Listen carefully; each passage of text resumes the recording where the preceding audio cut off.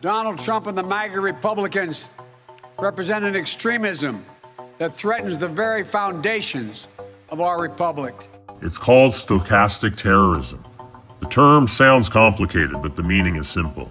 Stochastic means random, unpredictable, but statistically inevitable. Terrorism here means the use of fear and violence for political gain. Put together, it describes a process where leaders, parties, or the press use words, not bullets, to inspire violence. They demonize their opponents, calling them monsters, traitors, or worse. They never say pull the trigger. Instead, they create the environment where someone else eventually will. That is the essence of stochastic terrorism. The pattern is always the same. 1. Inflammatory language is broadcast into the culture. 2. Plausible deniability shields the speaker. I never told anyone to commit violence. 3. A radicalized or unstable individual acts. 4. The cycle repeats. The responsibility is avoided. This is not accidental. This is willful and deliberate. They know exactly what they are doing, and history proves it. Nazi Germany, Joseph Goebbels' propaganda machine labeled Jews as subhuman and vermin. The German people were told these neighbors were a threat to society itself. Violence became inevitable, and millions looked the other way. Rwanda, 1994. The radio station RTLM called the Tutsi minority cockroaches.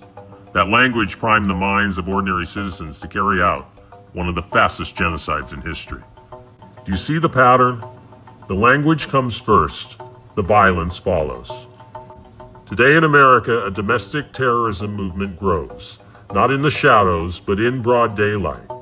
When the left calls their political opponents Nazis, evil, or enemies of the people, their objective is clear: dehumanize them, justify their removal, and silence them through fear. My lifelong question has always been, how could the German people look the other way as the Nazis carried out the final solution? Now you are seeing the answer in real time, in the sickening spectacle of people cheering the assassination of Charlie Kirk. The Democrat Party has a responsibility. The press has a responsibility, and so do the universities, which have poisoned impressionable minds with hatred, intolerance, and a warped view of history. Together, they have manufactured the conditions for violence. They must face that responsibility. They must accept culpability, because when you light the fuse, you cannot act surprised when the explosion comes. My friends, we are all anonymous, and today we are Charlie Kirk. They fear us not because we are violent, but because we see through their lies. We have a Timo Hitler in the White House right now.